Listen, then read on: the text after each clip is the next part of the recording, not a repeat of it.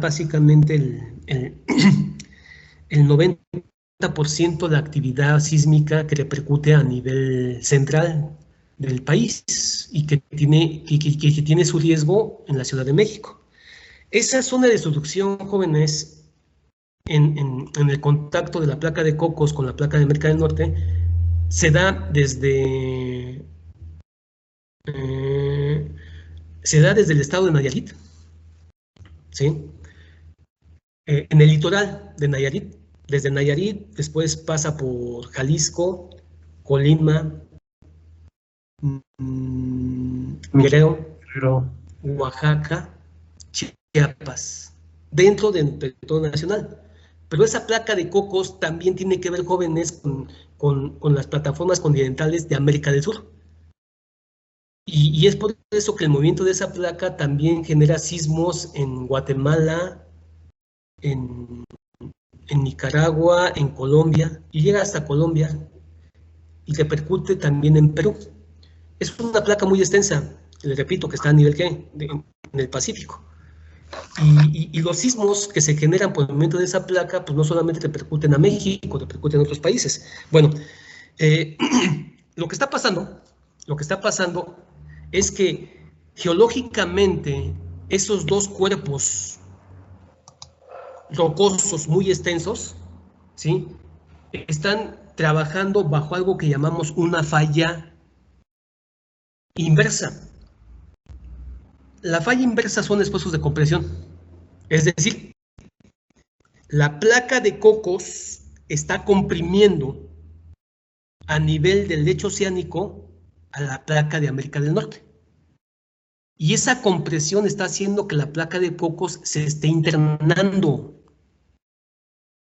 Por su posición que tiene, o por la posición que tiene la placa de Cocos con respecto a la placa de América del Norte, entonces es como si la placa de Cocos estuviera empujando a la placa de América del Norte, pero por la parte inferior. Y es por eso que la placa de Cocos se está internando, y es por eso que nuestro continente cada vez está, ¿qué?, ascendiendo. Y es por eso que se da el efecto, ¿sí?, del eje neovolcánico. Miren, si ustedes hacen una proyección del eje neovolcánico en nuestro país, donde tenemos el sistema de volcanes, pues ese sistema de volcanes simplemente es la respuesta de que la placa de Cocos se está internando en la placa de América del Norte. Y que ese sistema de volcanes va desde el Pacífico, ¿sí?, acá en Colima, y es por eso que tenemos aquí en ese orden, y de forma lineal, ¿sí?, de forma lineal tenemos lo que es el volcán de Colima, ¿sí?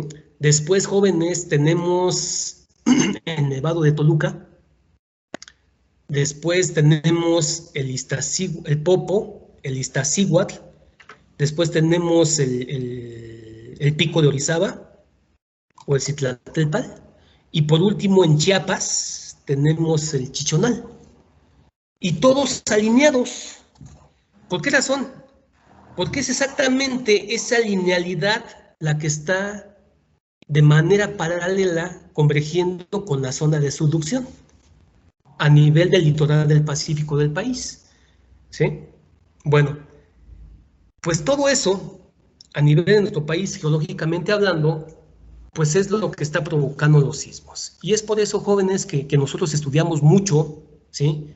Estudiamos mucho el litoral del Pacífico, porque sabemos que es allí donde se originan los sismos. Se originan, ¿eh? Una cosa es dónde se originan y otra cosa es la respuesta que genero en el sitio donde me interesa. Bueno, lo que nosotros sabemos, jóvenes, es que si el sismo se origina en las costas de Oaxaca, o se origina en las costas de Guerrero, o se origina en las costas de Colima, pues simplemente se debe al movimiento de la placa de Cocos en la zona de distribución con respecto a la placa de América del Norte, y tarde o temprano esa energía concentrada como esfuerzo en esas placas se tiene que propagar. La propagación la hemos medido. Todo lo que conocemos de los sismos es el conocimiento que me da el medir el fenómeno. Hoy en día no tenemos ecuaciones constitutivas ni métodos numéricos para poder predecir cuándo va a generarse un sismo, con qué intensidad se va a dar, qué concentración de esfuerzo voy a tener, pero sobre todo lo más importante, no sé cómo va a repercutir como respuesta en los materiales. Yo no sé, jóvenes, cuándo va a temblar, ni cómo va a temblar, ni cómo lo va a hacer. Solamente sé que el fenómeno existe y solamente sé que cuando se da, ¿sí?, eso va a provocar una respuesta en la materia. Una respuesta que hemos medido, porque todo aquello que no podemos cuantificar, lo medimos. Y de la medición, ¿sí?, de la medición del fenómeno, sacamos un conocimiento. ¿Por qué razón las ecuaciones constitutivas no nos predicen cuándo va a temblar? ¿Por qué no hay algoritmos matemáticos que me digan, pues más o menos es probable que exista este sismo, que se dé este sismo con esa intensidad, y que eso no existe? ¿Por qué razón? Porque el fenómeno físico en variantes es muy grande. Y porque no existe una ecuación constitutiva que se pueda meter toda esa cantidad de variantes. La naturaleza es tan caprichosa, ¿sí?, que hoy en día tal parece que la misma naturaleza nos dice que existe, que sí existe un ser supremo que es mucho más inteligente que nosotros y que sí formó esas condiciones totalmente, que hoy en día, a pesar de nuestra capacidad y a pesar de que nos sentimos dioses, ¿sí?, seguimos siendo tan insignificantes en conocimiento que no podemos predecir eso.